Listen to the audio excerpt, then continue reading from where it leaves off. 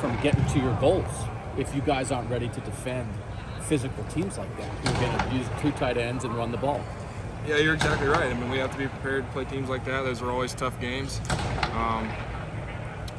You just got to be ready to answer the call. You're going to have some Sam linebackers. You know, there's me, EA, Taraj, I think got a couple reps today, and Sam. You know, you just got to have some physical dudes that are willing to do a dirty job. And as a redshirt freshman in my second year, you know, I'll do any job. You know, doesn't matter. You mentioned that you know, sitting last year, the 4 games you played, and then kind of going through. And I'm curious about, I mean, as you sat and watched this linebacker room kind of switch from that 4-3 to a 4-2-5, kind of whether it was, I mean, kind of the same what Jim was bringing in. What was your thought process? Were you worried about, you know, the less spots in such a crowded room, or what kind of, as you watched it mold, as you watched it change, where did your mind go? Well, when we first started winter conditioning this year, and you know, Stover was still in the room, Eli Myers that's playing tight end, H-back now, you know, those guys were still in the room.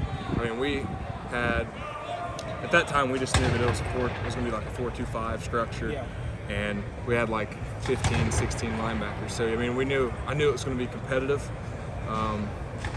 So, I mean, that just kind of fueled the fire a little bit more. You know, you gotta bring it. For a player like you that is kind of in that process of fighting for playing time, just to see, does it bring that fire in you? Does it challenge you, or are you like, okay, whoa? I mean, like, are you?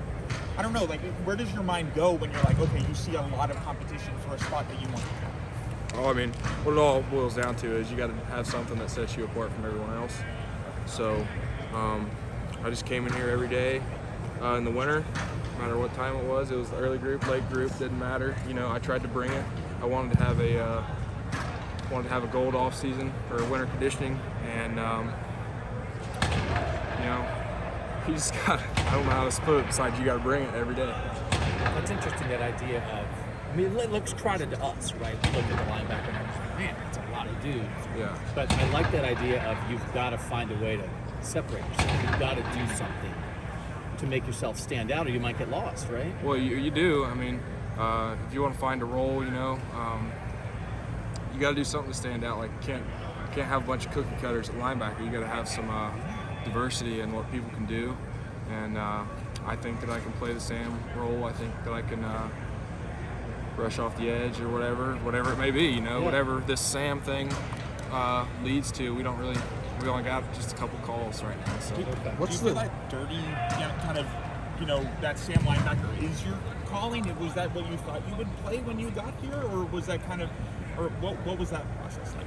No, and when I got here, you know, we didn't really have a Sam linebacker when I got here because it was Coach Wash, Coach Combs, and it was 4-2-5 structure. And in the spring last year, we didn't hardly run any or have to go against any 12 personnel. And another thing is, last spring there was only 4 or 5 linebackers by the end of spring ball. So, but no, I figured that I would always probably be a Mike Will guy, just because Sams are typically, you know, 6'3", 6'4" guys. So what mental adjustments do you have to make to kind of get ready for that position that you may have not thought yourself being in? Well, I'd just say that, you know, you got to be physical every single play. You got guys you're just 2 or 3 yards from, and they're coming to run through your face, and you got to go run through theirs. I mean, that's pretty much the reality of the position. Are you doing any Micah Will cross training at this point? Yeah, I'm a Will too. I've gotten more reps of Will through the spring than the same. You talk about being a cookie cutter, not being a cookie cutter, but also like you almost have to be to live up to the standard, like cookie cutter in the sense of like you all have to be at the exact same level at the exact same time. Like, how do you kind of balance that, making sure that you're sticking out, but also making sure that you're not trying too hard to stick out and be different, where you might get, you know, caught in the wash of all the linebackers? Well, I can kind of clear that statement up. You want to be a cookie cutter as far as the culture goes. You know, you got to give great effort. You got to be a good tackler. You got to put the silver bullets first. And then, personally, you know, when it comes to finding a niche or a role, you got to have something that sets you apart. So, you know, like Tommy Eichenberg. Tommy Eichenberg knows the game just about front to back. He makes mistakes, but he's very sharp. You know, steal. Steele comes up big in third down packages, makes plays. Like last year, played a couple screens perfectly on third down, things like that. I mean, it's just, you got to have something that the DC or your position coach or whoever sees in you that you can do well, and they'll find a place for you. What's Knowles like as a linebackers coach? In the meeting room, pretty chill.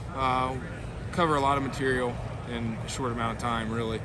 And when we get out here on the field, he's a fiery guy, just as you would expect. You use the term silver bullets. You use the term silver bullets there. I haven't heard that this spring, just because I think everybody's so locked in on just trying to get back to where the defense needs to be. How much pride do you take in those two words, just being the silver bullets and getting the defense back to the silver bullets? Well, it's held in high regard. I mean, every single unit meeting that we have, Coach Knowles puts up on the board 5 things that make a silver bullet and what you have to live up to every single day.